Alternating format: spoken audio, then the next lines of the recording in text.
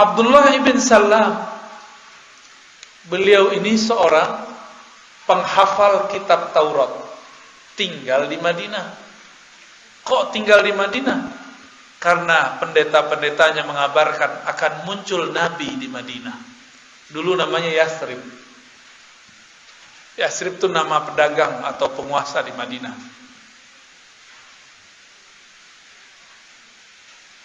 Ketika Nabi Muhammad masuk kota Madinah, Abdullah ibn Salam dipesankan oleh bibinya, ante bahasa Jawa tak? Yo, ante itu jo tante samu. Yo, bahasa Minang lamu ante itu ledo nak. Ete lah nak. Kok agak nak bata ante itu. Ete nyo.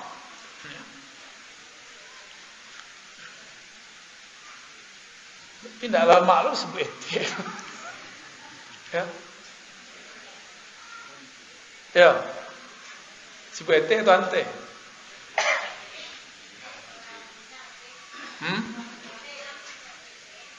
Ambo jadi lupa. Anggaplah ete selana. Ete-nya Abdullah bin Salam. Itu bepasan. Kalau datang orang yang dianggap Rasul namanya Muhammad, pandanglah wajahnya. Jika engkau melihat wajahnya, pasti di wajahnya ada cahaya kejujuran. Kira di wajah wakku ada rekaman jejak pembohong, dati. Ada yang ngerti, ya, pamberang tuh kelihatan di muka tuh. Aceh orang wak pambudui. Kalau orang pekumbuh pembuduk. Sama nak? Sama sawa. Ya. Luruh nak? Jalan luruh. Pakai R. Kalau kami bentuk orang Perancis. R itu dibacanya Ra.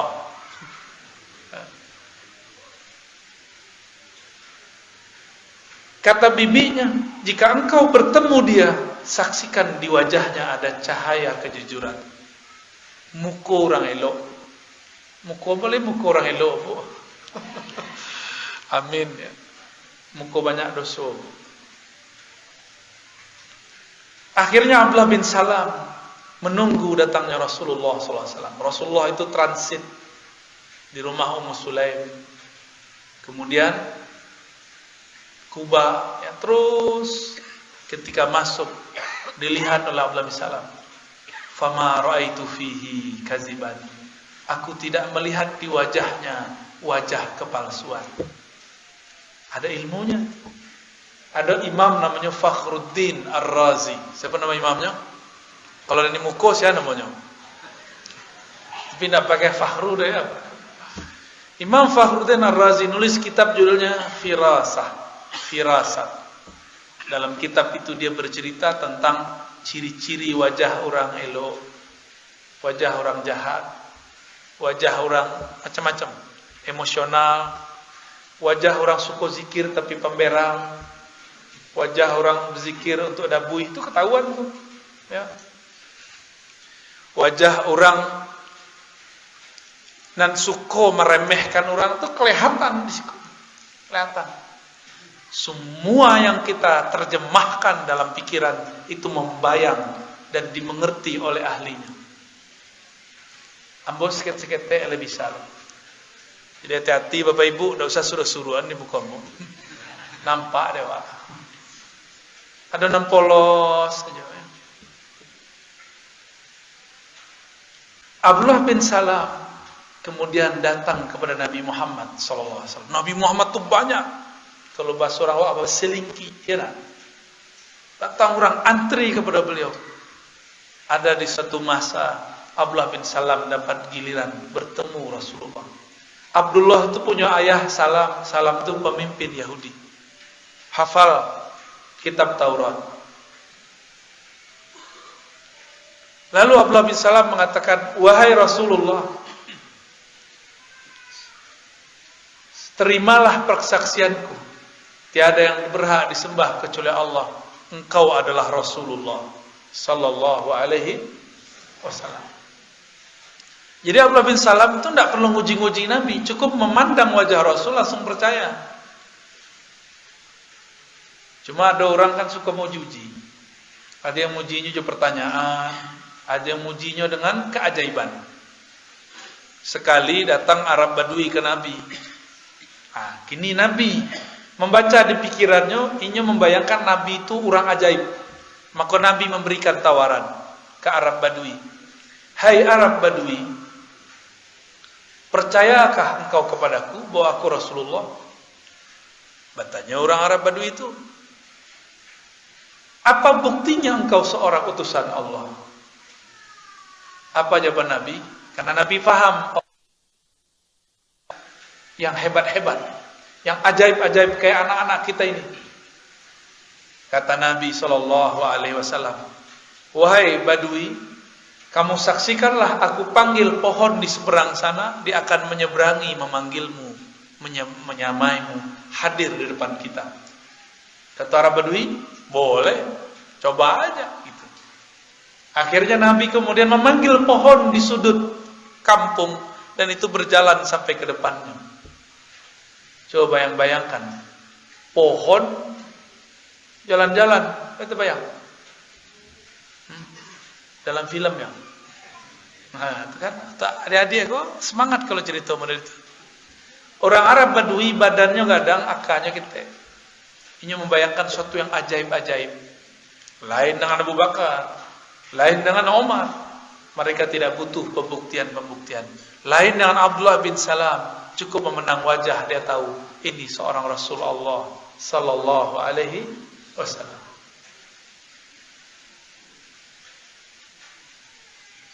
Kira-kira percaya enggak tuh? Acara Nabi memanggil pohon. Kenapa pohon mau datang kepada Rasulullah? Kira-kira Pak, coba panggil pohon lain yang mau datang kemari Pak. Coba bagi ada pohon ada. Panggil lain namanya. Enggak. Yang mau dipanggil itu anak dipanggil ayah, ya enggak? Dipanggilnya udah ayah, lain mau datang. Saya mau apa? Atif. Namanya rancak Atif. Tif gitu ya. Datang enggak? Dipanggil jo namo atau jo bukan namo? Nah, itulah ilmunya Nabi. Nabi itu mengenal nama-nama. Jadi pohon tuh ada ruh di dalamnya. Namanya ruh nabatiyah. Ada namanya dan Nabi memanggil namanya makanya datang. Kalau kita tahu namanya pohon rambutan. Itu kan awak bagi namu, ndak namuinyo dong. Awak nama bagi namu. Tadi MC kita mempersilakan namu. Disebut namanya Ar-Razi Hashim, makanya mau nanya kata. Kalau disebut tadi Dr. Aldomi, itu nyo dan nanya. Dek namu disebut awak menyahut. Paham? Jadi Nabi itu memanggil roh daripada yang ada di pohon. Jadi di pohon itu ada roh. Syukurnya di dalamnya bukan roh hayawan, ruh hidup, tapi di dalamnya adalah ruh nabat, ruh tumbuh. Kalau ruh hidup, awak haus malam-malam, bercerabui wajahnya. Awak minum, tiba-tiba ada ureknya pohon. Yuk, masuknya dulu kan bentuk sedotan. Apa seorang awak pipet. Ya, kami datang ke Pulau Jawa, pipet tegala awak dulu. Ya, tu Bu Yaswi itu jadi pipet sobok.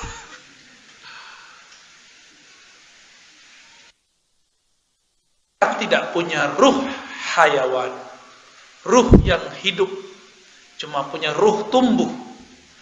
Makanya pohon-pohon tidak berebut dengan kita, kecuali jika dipanggil. Nanti di akhir zaman, pohon-pohon itu berkalam, wahai umat Muhammad, di sini ada orang kafir. Jo awak paham tuh. Tidak usah jauh-jauh. Allah mengatakan sabbaha lillahi ma fis samawati wal ard. Wa in min syai' illa yusabbih ayatnya bihamdi rabb. Ya. Tidaklah ada sesuatu kecuali bertasbih kepada Allah. Bertasbih apapun yang di langit apapun yang di bumi. Lai tahu tasbihnya. Kalau belum bisa faham tasbihnya tumbuhan, nanti kalau masuk itu datang tumbuhan-tumbuhan itu berteriak, tapi kita tidak faham-faham. Itu ilmunya Nabi diturunkan di akhir zaman nanti insyaallah, ya. Tak lama lagi nanti ada ilmu itu muncul. Nanti adik-adik nanti bisa ngomong sama pohon. Mau enggak? Hon. Ya. Buah dong turunin gitu. Bisa turun ntar. Bisa ngomong sama pohon enggak? Sama kucing bisa ngomong enggak? Lah bisa mengecek aja kucing. Ciang. Kalau orang sakit hati Jawa, terdengarnya apa? Kencing. Salah dengarnya kan? Itu kan kucing itu ada namanya.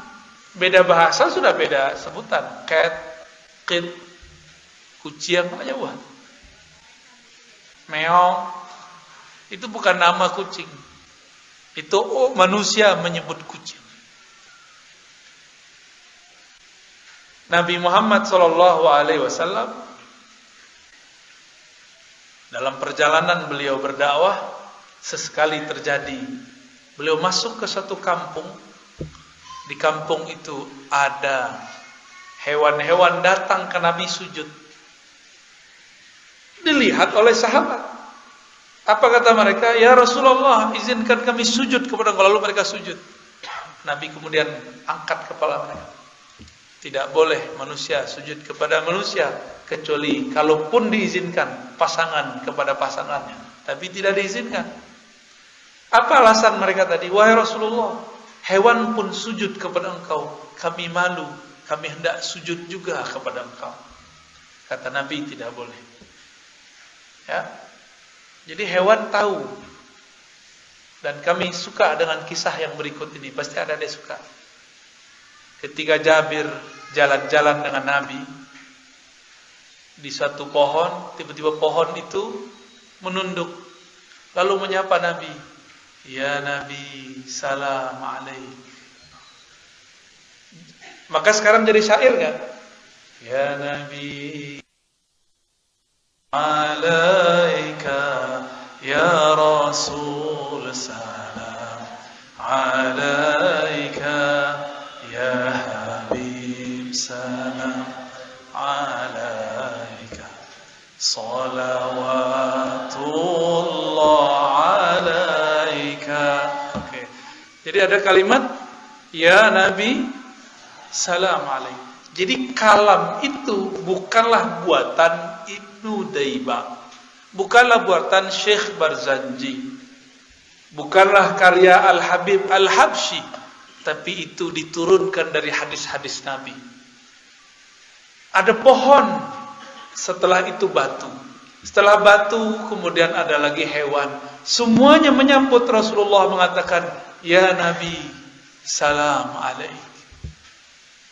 Kalau pohon bisa mengucapkan salam, jika batu juga mampu mengucap salam, kenapa kita yang punya qalbu susah mengatakan, ya Nabi, salam.